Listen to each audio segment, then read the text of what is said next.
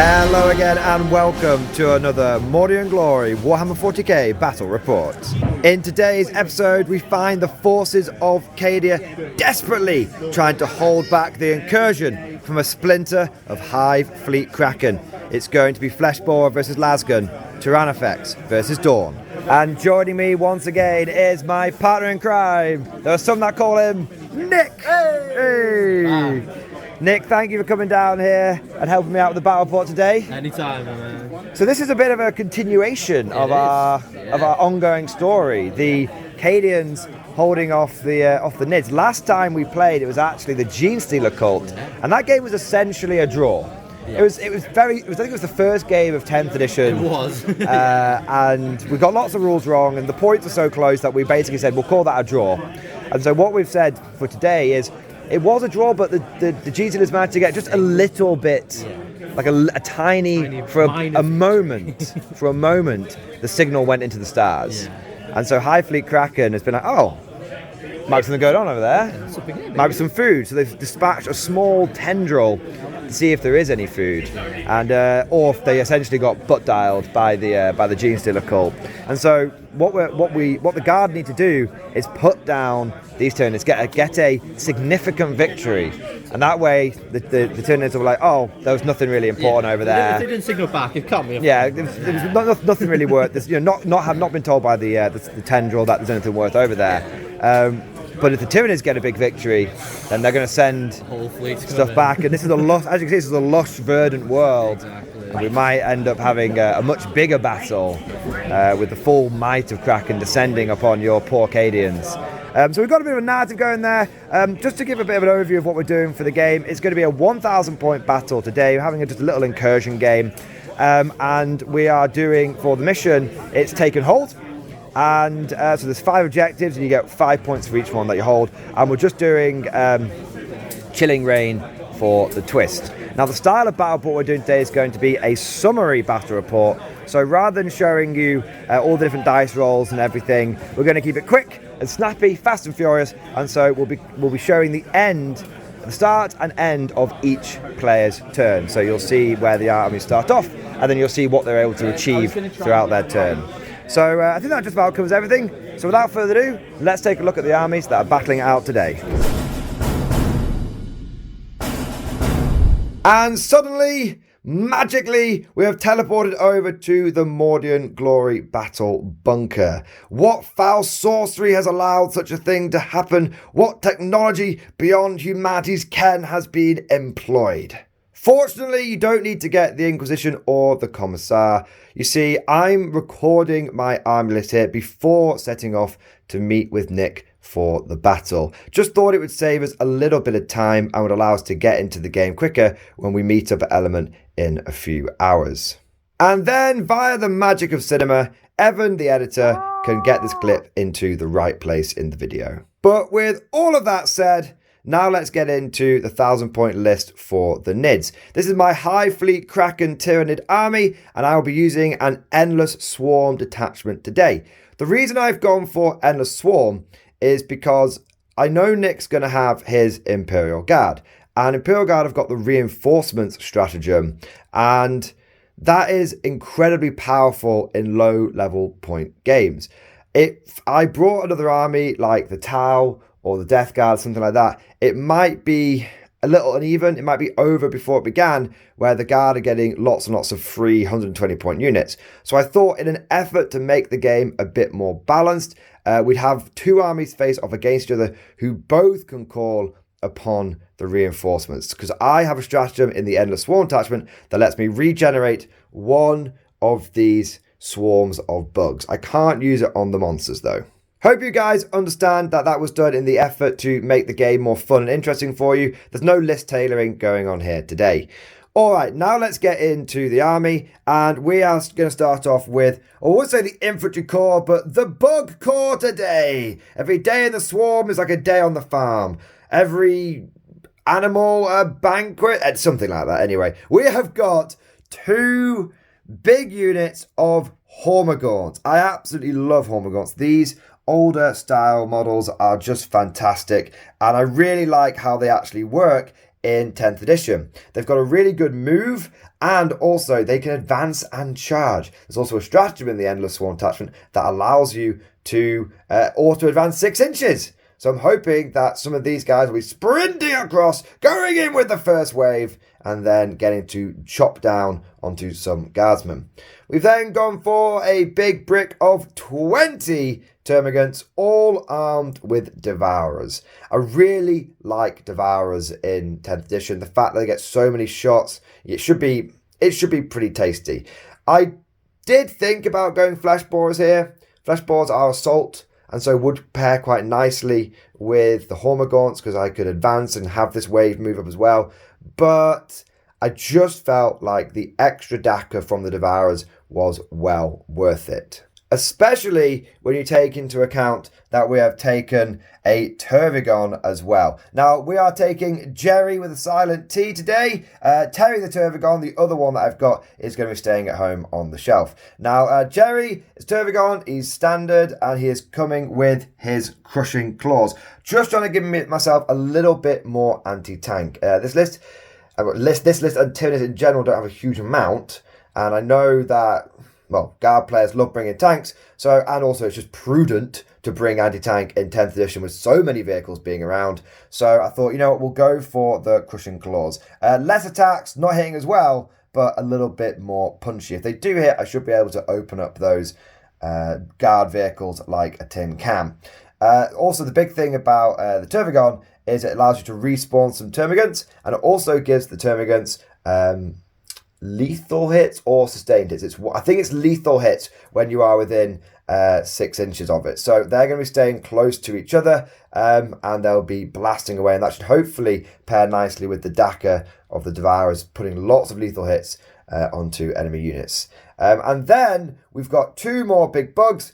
We've got a recently painted Exocrine, and we've also got a Tyrannofex, and the Tyrannofex is going to have the Casino Cannon today. The Impaler Cannon, I believe, is the real name for it. The reason it's called the Casino Cannon is, whilst it's very powerful, its damage is 2d6. So sometimes you'll roll really high, sometimes you'll roll pretty low. But I've taken these 2 bugs here because I do need a little bit of fire support. The Exocrine's gun is more like a giant autocannon than anything else, but the Tyrannofex's gun is genuinely punchy. And I'm hoping that I know the Endless Swarm does favour like wave upon wave of bugs, but I didn't want to go too much of a skew. I wanted to bring something that's a bit more balanced, to have a bit more fun with it. Also, I haven't used many Hormagaunts before. I've used them in only 1 battle report before, and I've never used this Exocrine before as well. So I kind of want to get a few cool models out there. And I just wanted to have some Dakka. These Hormagaunts are going to be flying in, keeping the enemy busy, but I'm hoping that what's going to happen is whilst their guard are chewing through 40 bodies in the first turn or two, the big bugs and the termagants will be able to sneak onto some objectives and start scoring me some points. Last couple of units in the army, where I've got the Titan. No, I'm joking. Kevin is just here for, he's overseeing the deployment today. The last couple of units that we've got are going to be these 2 individual bases of Rippers. Just taking these for scoring.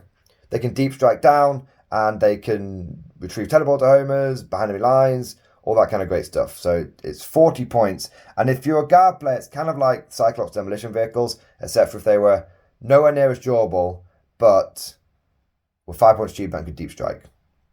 Ripper Swarms are actually really good. One of my favourite units in the Tyranids, just for being able to do that kind of stuff. I know people like Biovores for the same thing, and Biovores are great. I don't own a Biovore, so that's why we've got the Ripper Swarms to do the same thing here. So that is the 1,000 points of Tyranids. Got lots of bugs, backed up by some big monsters, and the potential to score some points. Now let's go over and see what the Imperial Guard are using today. And we've teleported back to Element again. There we go. We are sorcerers, we have teleportariums, we've got magic, we've got all sorts of things. We are just filming things in a different order to how we're displaying them. The magic of cinema. Exactly. All right, Nick, take us through your 1,000 points of his Imperial Guard, the Emperor's true finest. We start off with 2 20-man blobs of Cadians. Cadian shock troops, nice. We've got some double plasma, It's all what you see is what you get. We've got some old ones. Some old ones? And some new ones. Yeah. And what is this? They seem to be fully supported and stocked up. They both have Acadian Command Squad and Acadian Castellan. Controversial. Yeah. Controversial. Who needs Krieg when you have Acadians? Like, come on. I mean, I'd rather have Krieg. Your mind might change after this game. Maybe. Now, you said that you got this idea for this loadout from Caden Sergeant Steele. He made a video this week about 1,000 point guard army, how to start it. So this is from him. Cool. Most of it. He used the field ordnance battery, but I don't think that's so good. So. You've gone for more this day. Yeah, and then I made a Kazakhstan squad instead, which is moving on. A Kazakhstan squad, nice. Double hot shot volley gun, all the special stuff. All plasma. You got a metal mine in there? Oh, of course I do. Got the metal mine. See if it does anything. You got the sniper. Have you got the Voxcaster? The Voxcaster, medic, excellent. and then one lone guy does nothing. But so. Nice. The medic doesn't do anything in this loadout, but he looks cool. He looks cool. There we go. Then we're moving on to 2 Scout Sentinels. Nice. Double last cannon and chainsaws, definitely on both of them, and 2 hunter killers as well. Okay. Again, we've got small boy and big boy. Yeah. Daddy leading by Don't speak to me or my son ever again. There we go. Moving on to the Rogel Dawn. And here it is. Bringing a Rogel at 1,000 points might be considered. You can't say anything. No, I can't say anything. With what you see is what you get: triple stubber, oppressor cannon. The 10th edition special. Oh yeah. Yeah. Definitely. Nice. That is a chunky bit of armor, and definitely something that. Hopefully you can't handle it. Well, the Tyrannofex is going to have to do some heavy lifting. Yeah. But you'll be able to just blank the first volley from the Tyrannofex. So it's going to take at least a turn or two for me to. I'd say it takes at least 3 turns, or never. But if it does work, it'll take at least 3 turns for me to get it down. And then finally, with 60 points left over, need a mortar squad to hold it back. Bit of backlining, bit of indirect fire and screening and all that kind of stuff. All right, so this is a really interesting 1,000 point army. It's different to what I normally go for, but I actually really like it. Some of the advantages of taking cheaper troops like Cadians means that you can afford some bigger things, or you can afford a few extra officers in there. Now, what's interesting about these units, and we were sort of discussing this camera, is we'll play it this way in this battle, and I'm going to do a video on this. The Cadians, when they're led by a command squad, even if they get battle shocked, keep their OC. So they still have 3 OC each. Because the banner says you don't alter any of their stats. Yeah. Now that's that's really powerful against Tyranids, because our whole Shadow in the Warp thing. So Shadow in the Warp, it never does anything anyway, but I'm basically just going to forget about it this game. If I remember it might do something, but there we go. That is what is interesting though, is you'll have to make sure you don't remove your banners early. Yeah, definitely. So, they're the last ones to go. No, they don't have to be. Cool. You don't. I mean, you are obviously you're going to keep the king's colours. The regimental colours. You got to keep the king's colours, of course. So really, this is a really cool army. Definitely powerful at 1,000 points. Both armies bringing back endless reinforcements. You can bring back your Kazakin, and they can order themselves. But the Dawn. Everything that comes back but the Dawn. So it should be a fantastic game. Do you know what? Let's not mess around. Let's head over to the field of battle after deployment. Yeah. So here we have the field of battle. The Tyranids have formed into 2 distinct phalanxes. Hormagaunts with fire support here, and then the Termagants with Jerry with a silent T leading them. I haven't actually named this big bug. We've got Tyrone, we've got Jerry with silent T, we've already got Terry, and we've got Tony. So we need a name. He needs a name. Maybe he'll earn a name. Maybe chat can suggest a name down in the comment section. Or Eddie the Execrete? Eddie the Execrete. There we go. And for the Cadians, you've deployed a platoon. Goddamn platoon on the flank here. Pushing forward, led by a flag. Got the beautiful standard of Cadia flapping in the wind. And we've also got a Castellan here. And they're going to push on this objective. They cannot let a single drop of ground be relinquished to the Tyranids. And then you've got another platoon over here, which are going to sticky this objective and then push into the centre. And then your heavy armour and fire support dominating this killing field, which is going to be the left flank from your perspective. And the mortars, naturally, sir, screening out the back, stopping any bugs, the rippers. Yeah, in terms of reinforcements, good point. In terms of things that are in strat reserve, 1 block Acadians, Kazakin, Come on. and 2 individual Ripper swarms.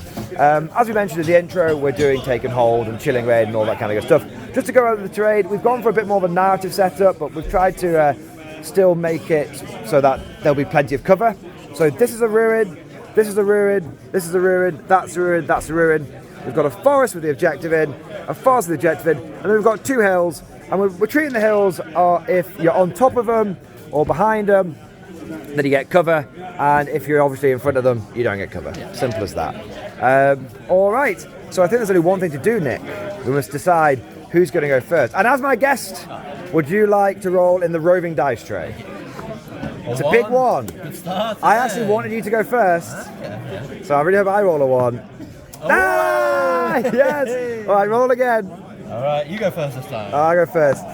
Oh, it's not a high roll. Come on. 6. Yes! Excellent. The reason I want you to go first because I want you to move forward and then I can come and get you. Ah, okay. So the thing is, you now have to decide: do you, upon sighting the enemy, advance, or do you kind of like play it cagey the first turn? Well, we'll find out. We'll be back at the end of Cadian turn 1. Drive them, then drive them. You know, I meant to do the introductions. No, that was cool. I like that. I like that a lot. You shit me up, man. Well, you heard it. You heard it straight from Lord Castellan's Nick's mouth.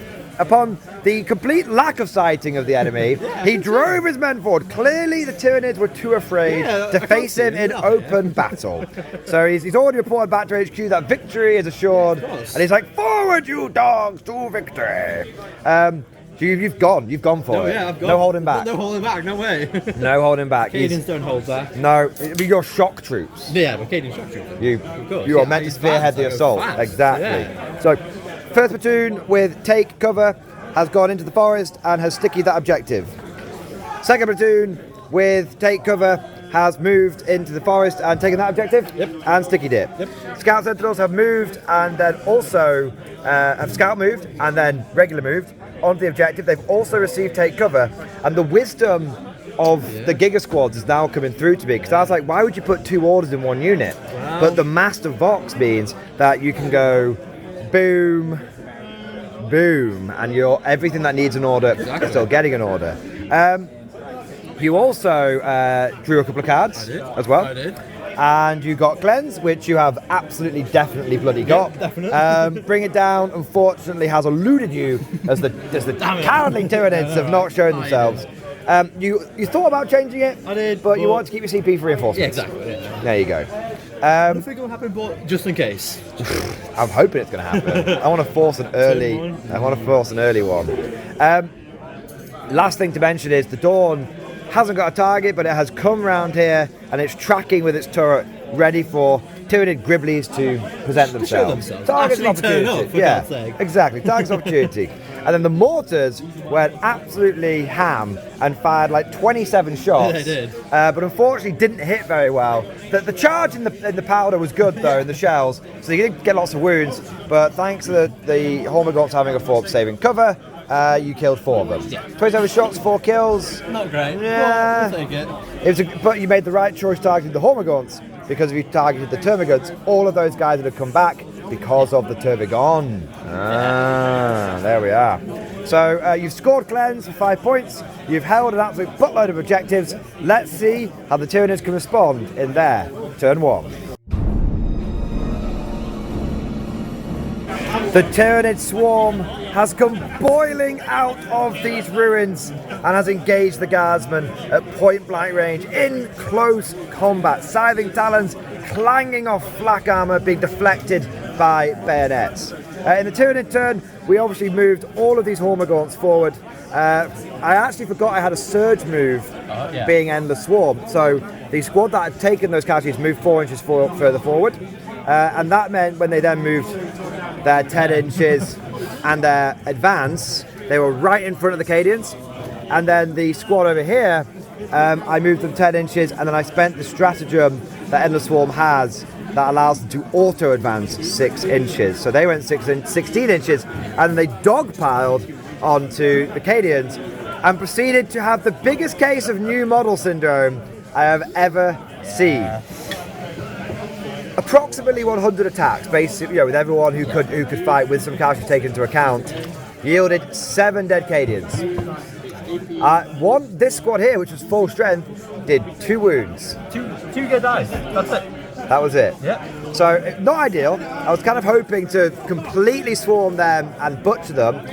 In return, the Cadians... these 6 guys killed 2 from Yes. here. So the whole squad versus 6 guys, same damage here. And this squad actually killed more. I don't know how many. In total, I lost 5 more guys over here. In total, I lost 8 Hormagaunts from 2 squads, and Nick lost 7 guardsmen. That's Acadians, then. So, not ideal, to say the least.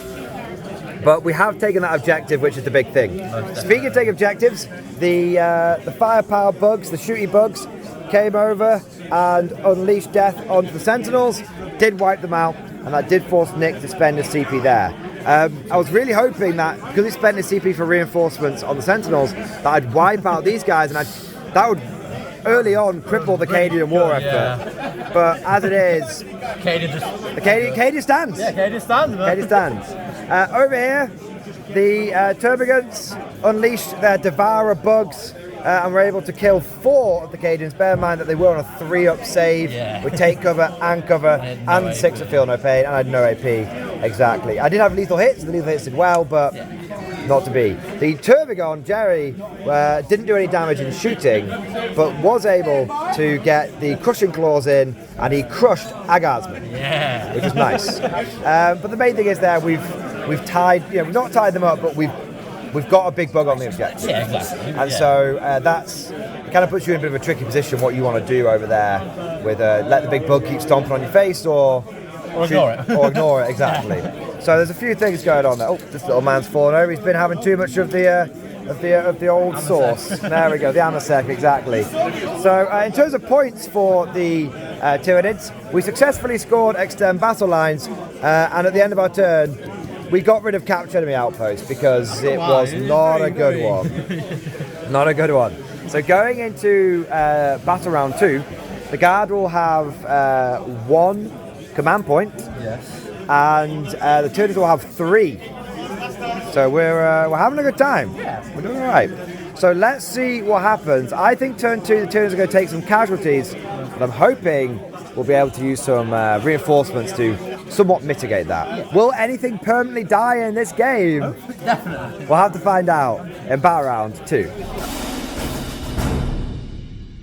Welly Wellington. A turn of incredible highs and terrible lows. Start off, the Tyranids thought we're going to use that shadow in the warp thing. We've got lots of enemy units that are stuck in combat with us. If we can make them battle shock, then there'll be a desperate escape. Over here, they passed. These old school they don't run for nothing. They've been facing Tyranids for years. The reinforcements, of course, didn't need to take battle shock. Dawn was fine, mortars were fine. Unfortunately, the central squad, not so good. No. And they failed their battle shock. And then when they fell back, the Tyranids, the Hormagaunts didn't do a lot of damage to them in combat, but the mass of them cut down anyone who tried to fall back. And the Cadians lost 6 people, which is pretty much the same as they lost in combat, just roughly. And also meant they didn't get orders, which was an absolute nightmare. Yeah, exactly. So we then came over to the guard shooting, and it was a little cold. The Kazakin at long range struggled to damage these guys because I used teaming mass on them, which gives them -1 to hit. And then the Sentinels came over, and they didn't do anything, but they did force me to strip my ablative plating. I think it's resilient organism is what the Tyranids call it. We know. We then had pretty much everything blasting into both squads, and this Termagant with this Hormagaunt was left alive. There's him and a mate that was left alive. The mortars came in, did 3 wounds, and I failed to save a CP roll, passed another one, and that has kept me on the objective. Now that's important because it means that I will be able to hold that objective. Bit of a tricky one for me because I will have to decide between trying to roll the dice and then being able to reinforce with him. or not rolling the dice and insane bravery, but then I wouldn't be able to use my endless swarm / reinforcements. So I think that swarm's probably going to die and not come back in all fairness, but there we go. But yeah, we'll see. Yeah. We then came over to here. A cheeky melter gun shot was able to take 4 wounds off the Tervigon, but all of the las guns and plasma only killed these 5 termagants, which was not good. Not enough. They might be veterans, but their equipment has clearly been, well, it's been here since the first Black Crusade, let alone the 13th. So the power capacity is not quite there in those old power packs anymore.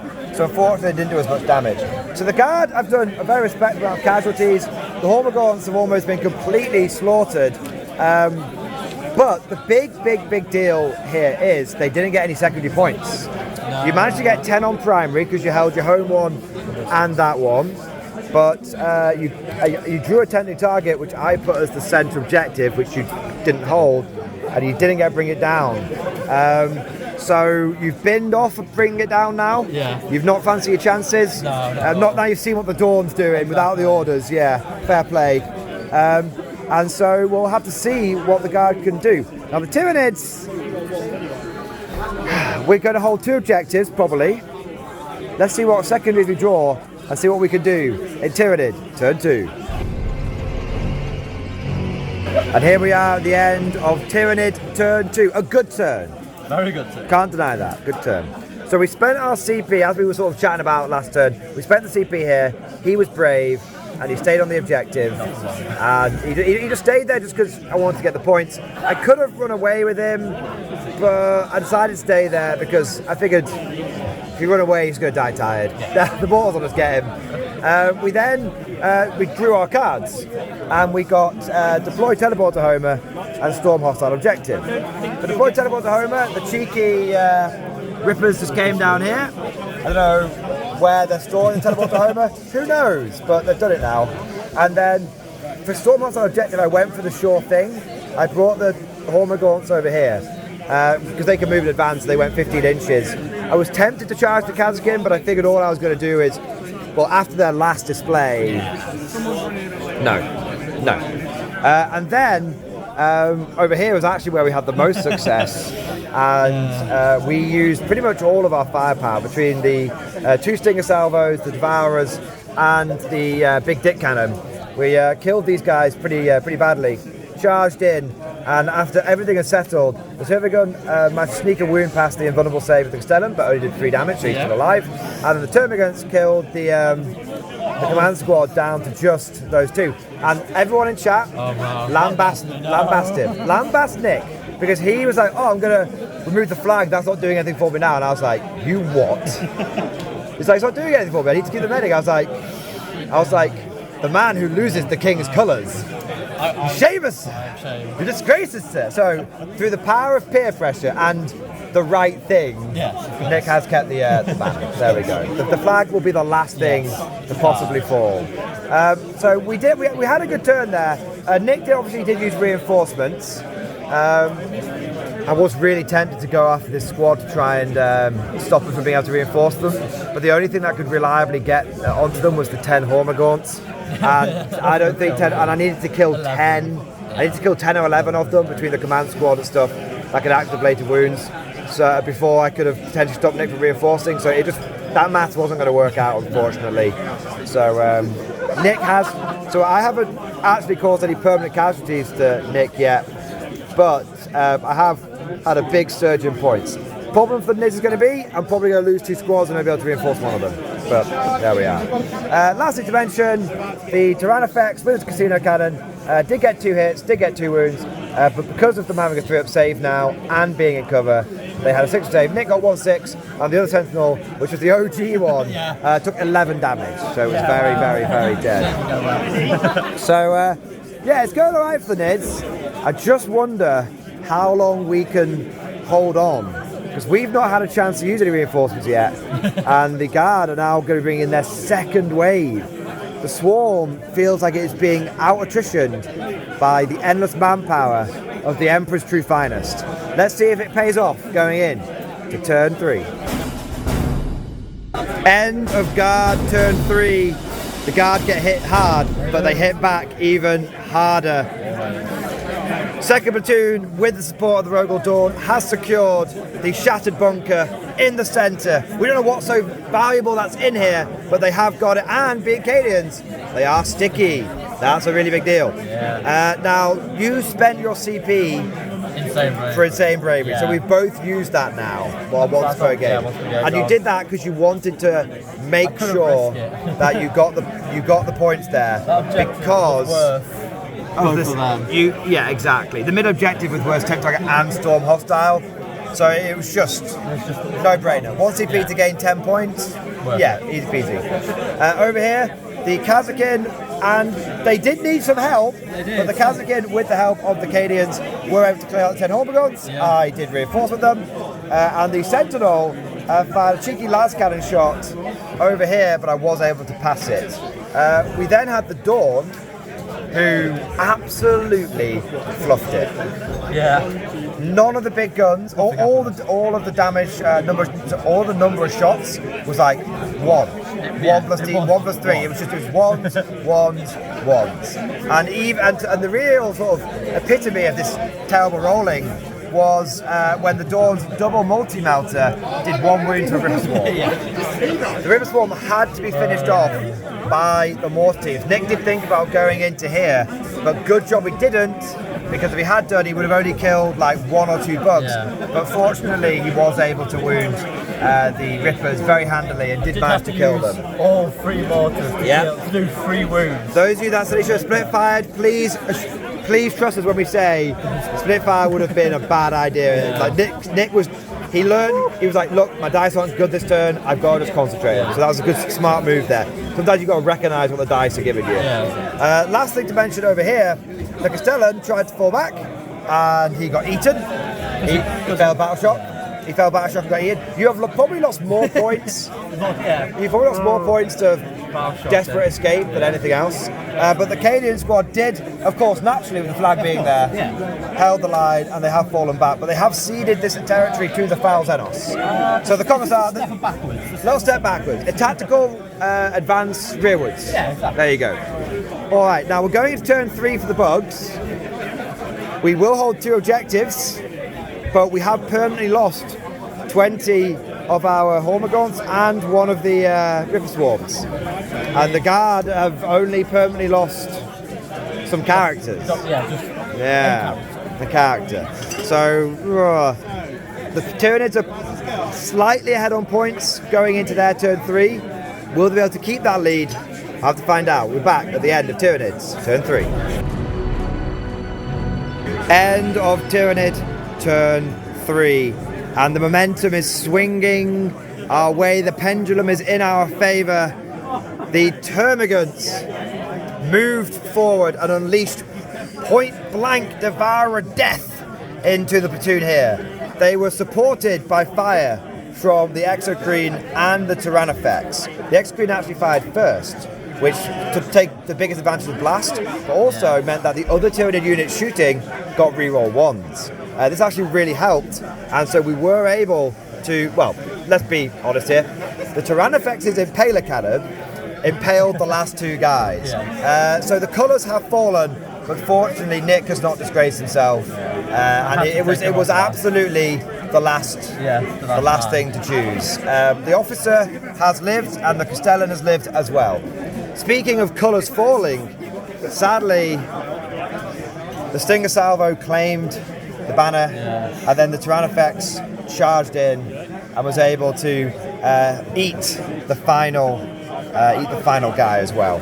So not Tyrannofex, the Tervigon, sorry. So we have taken out both command squads, and that pretty much, I mean, there's 1 officer here, and that's a really big deal, because even though the infantry keep coming back, as we know, Guard infantry without orders is a lot less of a problem. Less manoeuvrable, less durable, less damage. You know, those orders really do so much. They're such a tool for the Guard toolbox. But that is everything, really. The only thing to mention is my Hormigons did come back, and I brought them down here. I thought throwing them over here for a long bomb charge, probably not a good idea. I also wasn't sure how all of the shooting was going to go, considering they had to take cover on them. So I thought next turn I might need to go in there. Benefit of hindsight, maybe going in over here would be a good idea, but we can do that in, we'll probably go lose another brood thanks to this big boy. So there is a good, you doubt it. He's going to turn it around. So I think we'll still get our chance. Last thing to mention is the second swarm of Rippers, Of course. dropped in here. They're hoping that it's going to tuck themselves away. They're not worth any, they can't take any objective or anything. And if they draw any fire from the Dawn, that's good. And they're hoping that maybe turn 4, something like Behind Enemy Lines pops up. But that's really it. So that is the end of the Tyranid turn 3. That's the end of the midpoint. We were able to score both of our cards. We got Secure No Man's Land over here by holding 1 objective, and Overwhelming Force, which we got for wiping out the platoon squad. But we only got the minimum amount of points of both those objectives. So even though we got 2 cards, we only scored 5 secondaries. So at the end of battle round 3, the score is 10 points in the favour of the Tyranids. Not an insurmountable lead by any stretch of the imagination. Let's see if the Guard can turn this franchise around and go for that cheeky turn 4, turn 5 win that the Guard loves to do. We'll be back, end of Guard turn 4. Turn 4, and the Guard have done exactly what they needed to keep themselves in the game. Start off, they drew 2 more cards, Behind Enemy Lines and Air Denial. Now Air Denial they could easily get because they've got the guys in the middle and there's no Tyranids there for the big 5. Yeah. Behind Enemy Lines I thought they couldn't do, but they did the conga live. Yep. They did the conga and they were just able to squeeze 20 guardsmen in there. So, and they also had the Sentinel over here. Don't forget the deployment zone goes all the way across here. So they got max Behind Enemy Lines as well. So that gave them 10 points. And then, because Kane's are sticky, and to be fair, Nick is on these objectives anyway, he got 15 for primary. So max points. So even though the Tyranids have been hammering them, the Guard have somehow managed to get a max scoring round, which has boosted them, before the Tyranids have had their turn, 15 points into the lead. Oh, that's a biggie. That's a biggie. Now, in terms of what damage was done, Sentinel Las Cannon once again just bounced off the armoured hide. Every time. And then there wasn't very much of the shooting. Like, these guys killed 4 Hormagaunts. These guys couldn't shoot, they're just locking down the objective. These guys moved to try and secure something here. So the only thing that really else that shot was the Dawn and the Mortars, and they went after the Termagants that were here, wiped them all out to a man, and that meant that I got to use reinforcements, so they're coming back. But that was the Guard turn 4, very good one. Let's see if the Tyranids can have a similarly sterling battle round.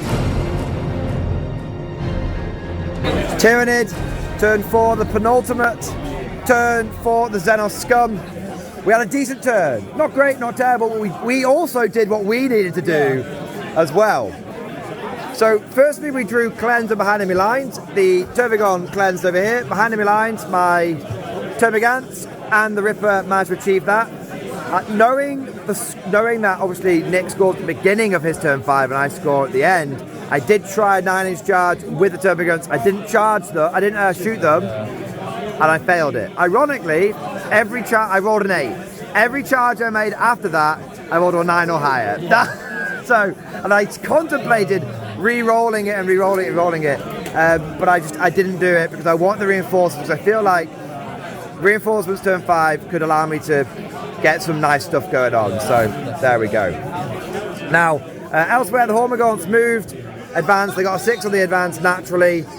Came in, killed the Castellan, took the officer down to 1 wound, and tagged both of these. In return, they did take a lot of casualties, but that's totally fine because now they can't fall back and shoot, and he can't fall back and shoot. And if he stays in combat, he can't shoot his blast weapons into the combat, and he's -1 all the time. So we've neutered a lot of the Guard firepower there, and yeah, that really was it. Oh, over here, shot and charged into here, killed these guardsmen down to just below half strength, and we've done it in such a way, because they've all got to pile into here, you see, like this. We've done it in such a way that they won't be arranged to fall back, onto the objective. We've pre-measured all of that up, regardless of the movement traits and everything. So that objective is safe, and I have got my Tyranids over here just in case as well. So that is Tyranid turn 5. We're going into we are ahead. Tyranids have at the end of round 4 are ahead by 3 whole points because we did get both of these. Yeah. So can the guard? We know they're going to get 10 primary.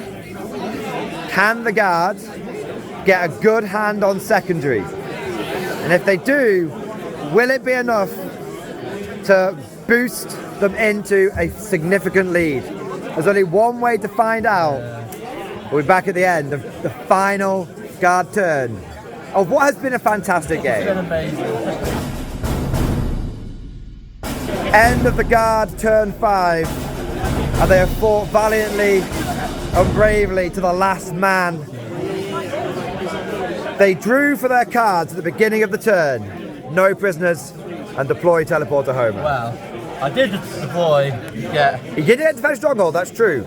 But you thought that wasn't enough points, and there was a real chance that those termagants would be able to take it off you. Yeah. So you redrew it with your once per game, and you got no prisoners. Yeah. Everything you had went into killing the Ripper and the Hormagaunts.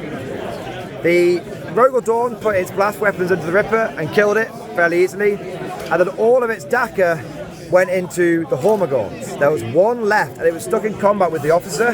The Kazakin fixed bayonets. They told themselves to fix bayonets, and the officer told them to take cover. They charged in, and they cleared the Hormagaunts off. It was down to every last dice roll. Nick has used every trick in the book, but he did manage to score both of those because his Sentinel, still in my deployment zone, it didn't fire the last cannon shot of the game, and so it never actually killed anything. But it did get you lots of points. So there you go. So the Sentinel got you to deploy teleport to Homer. You cleared 2 units off. You held 2 victory points. So you got a total of 19 points this round. Very, very respectable. Putting you on 84. Yeah. 84 victory points. My God. Now the Tyranids score at the end of turn 5, which means we're going to hold this one.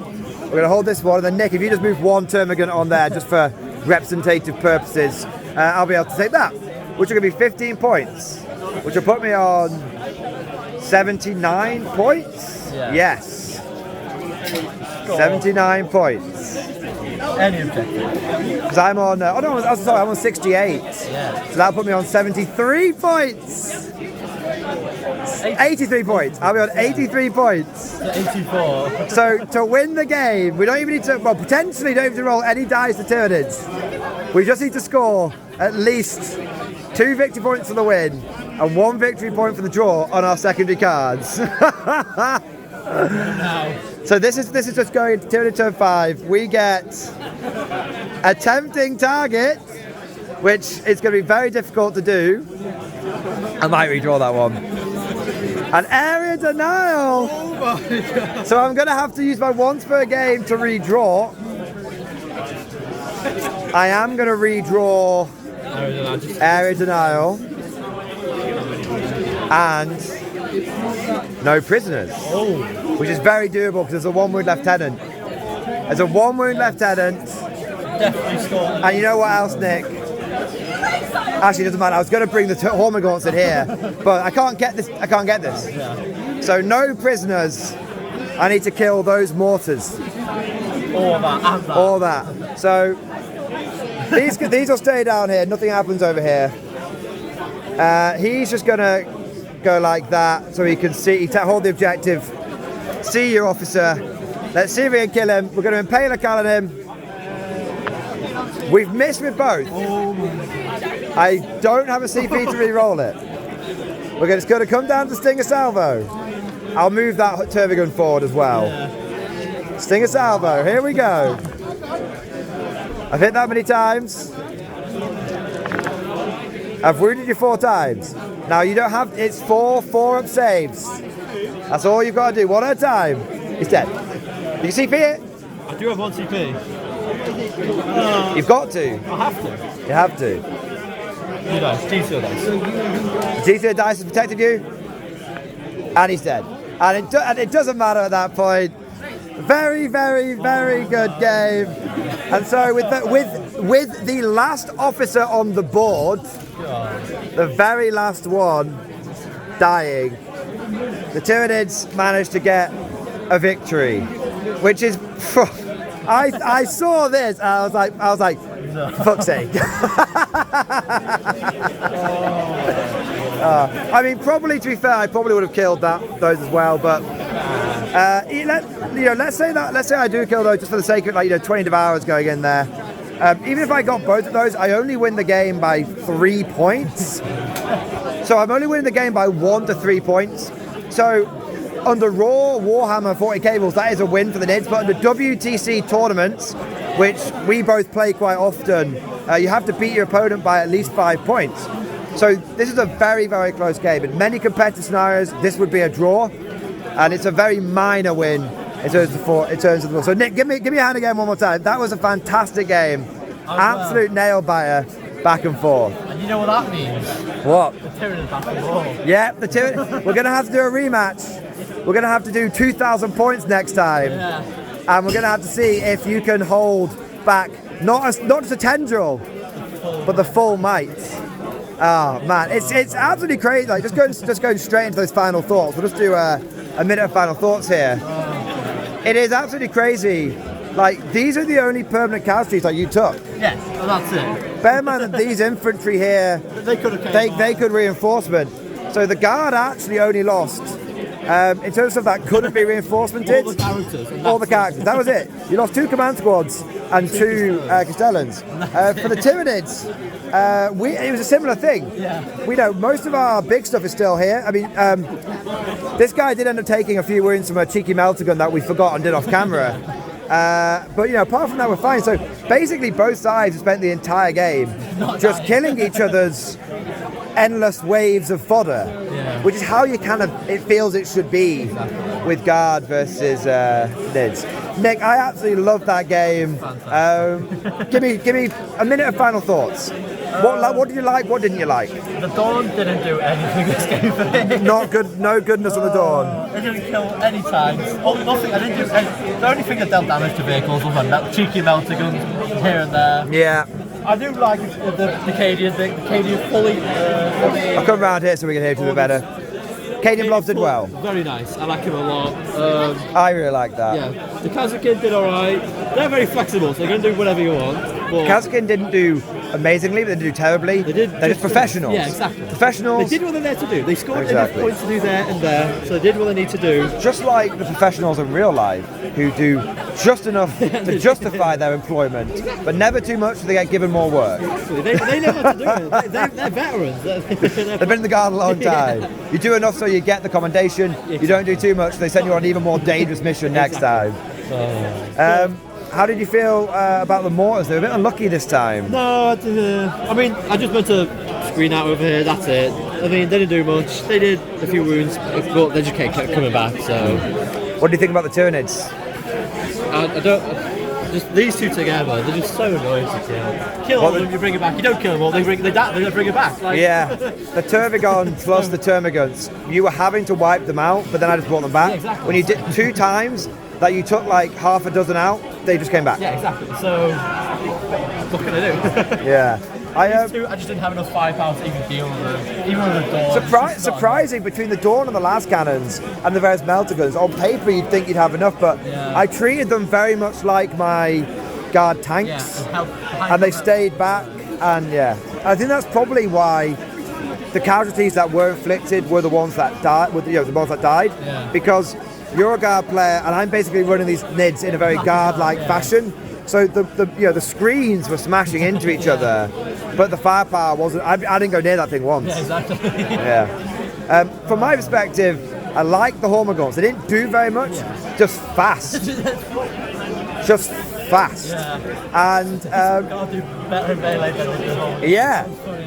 Although they did redeem themselves eventually. Yeah. And then I like how strong these guys are tough. Yeah, these are nice. People don't like the Tyrann effects, but he just tanked many las cannon shots. It was fine. I think it's equivalent to a Dawn, but less guns. That's what I think. Yeah. I mean, I guess that's the thing, isn't it? It costs almost the same as a Dawn, but it's only got the one mega cannon. Yeah. Yeah. So, yeah. reinforcements is just... I think that we made the right call. Both. Yes. If one of us brought reinforcements, the other one brought reinforcements. I almost brought. Me and Nick were discussing this sort before we met up, and I was like, "Oh, I might bring my town, might bring the Nids." I won't tell you which one, so there's no subconscious list tailoring or anything like that. Nothing done on purpose. But in the end, I think as both having reinforcements, when we talked about that, it made a big difference. It made a big difference. If I'd had Tower in this, I would have just been buried. Reinforcements at 1,000 points, you need to have it balanced out. Otherwise, it's too strong. About this. None of the infantry would be alive right now. Yeah. Without reinforcements, it'd all be gone. Yeah. And to be fair, none of mine would be either. There we go. Well, Nick, thank you for the fantastic game. And I hope you guys back home enjoyed it. If you did, make sure you smash the like button, subscribe, all that kind of good stuff. And as always, we'll see you guys next time.